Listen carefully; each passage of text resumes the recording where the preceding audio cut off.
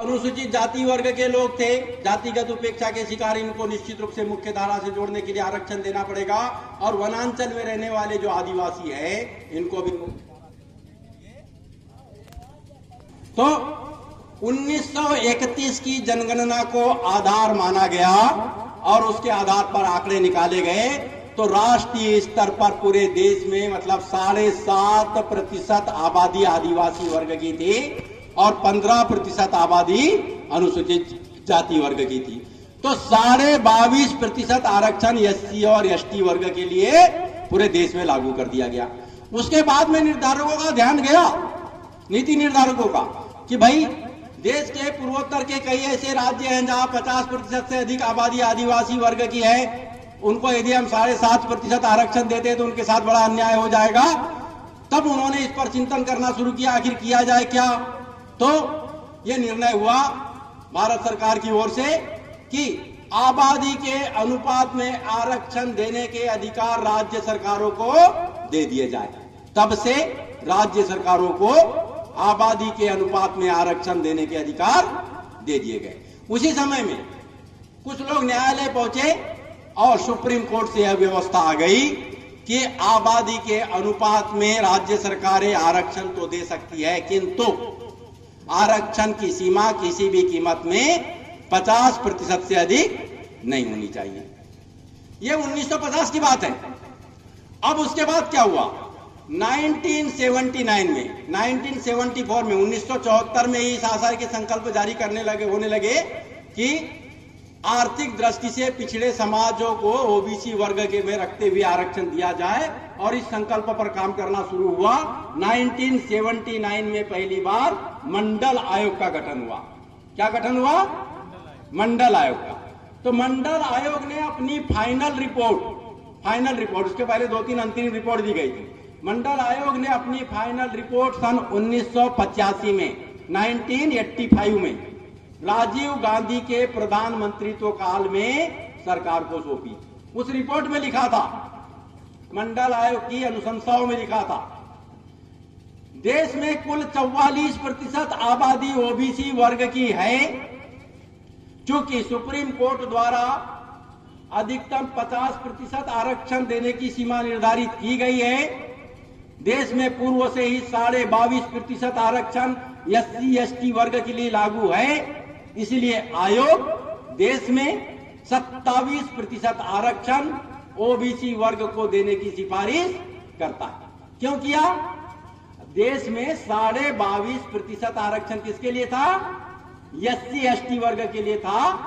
इसीलिए 27% आरक्षण ओबीसी वर्ग को देने की सिफारिश किया, यानी 49.5% हो जाता।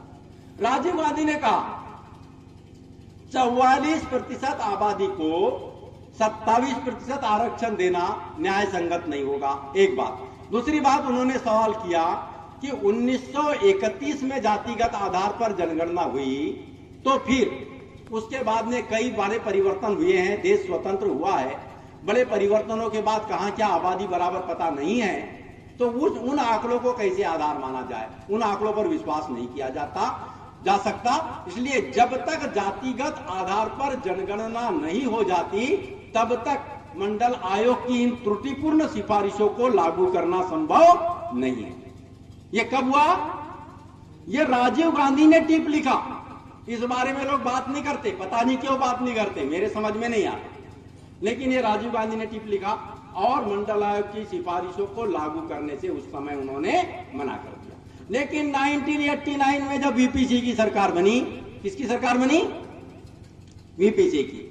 तो वीपीसी की सरकार ने जल्दीबाजी में श्रेय लेने के चक्कर में त्रुटिपूर्ण मंडल आयोग की सिफारिशों को लागू कर दिया और 27% आरक्षण ओबीसी वर्ग के लिए तय कर दिया गया।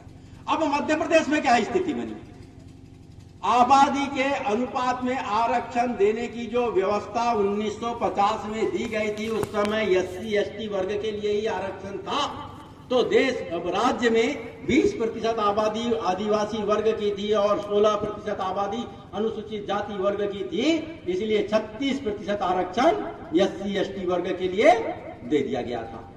तो यदि 27% आरक्षण ओबीसी वर्ग को देते तो कितना हो जाता? 63% हो जाता। तो संभव नहीं था, सुप्रीम कोर्ट की गाइडलाइन के विपरीत होता। इसीलिए राज्य में कितना आरक्षण दिया गया? मात्र 14% आरक्षण दिया गया। भिन्न भिन्न सर्वे से पता चला कि राज्य में 54% आबादी, 54% आबादी ओबीसी वर्ग की है। कितनी आबादी है? 54%। 54% आबादी क्या 14% आरक्षण में सिमट कर रह सकती है? तो ओबीसी वर्ग ने क्या किया? अरे पहले भी जनरल में थे, अभी भी जनरल में रहेंगे, अनारक्षित वर्ग में ही आवेदन करते चले गए, वो गए ही नहीं रिजर्वेशन में। लेकिन अभी 3 साल पहले सुप्रीम कोर्ट ने एक और व्यवस्था दे दी कि आरक्षित वर्ग का कोई भी व्यक्ति अनारक्षित वर्ग में आवेदन नहीं कर सकता। तब से विचित्र स्थिति बन गई, क्योंकि 54% आबादी वालों को 14% में सिमट कर रहना पड़ गया। यह विचित्र स्थिति है या नहीं है? तो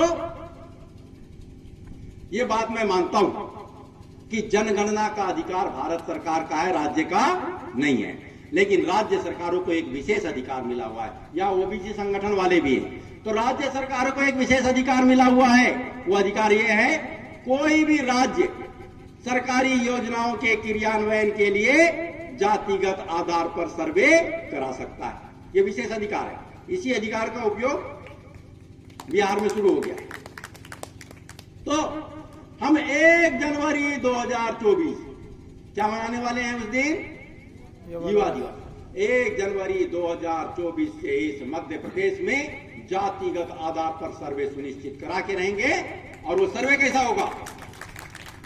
तो सर्वे होगा एससी वर्ग, एसटी वर्ग, ओबीसी वर्ग, जनरल वर्ग, मुस्लिम वर्ग, सिख वर्ग, ईसाई वर्ग, जैन वर्ग। भाई जिसकी जितनी आबादी सब पता चल जाए।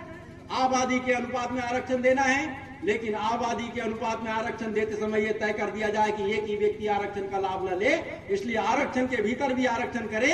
50% आरक्षण आर्थिक दृष्टि से पिछड़ों को हो जाए, उसी में से परित्यक्ता विधवा महिलाओं के लिए हो जाए, इसके अलावा खेलकूद कोटा हो जाए, सब उसी में रहे। लेकिन फिर भी एक बात सामने आई जो बहुत गलत है, और वो मैंने केवल जनरल कैटेगरी की बात करने के लिए नहीं किया। शेड्यूल कास्ट वर्ग के एक रमेश थेटे थे, आईएएस अधिकारी, वो अपने जमाने के टॉपर थे। लेकिन उनको क्या माना जाता था? अरे ये कलेक्टर इसलिए बन गया है क्योंकि शेड्यूल कास्ट का है। बड़ा दुख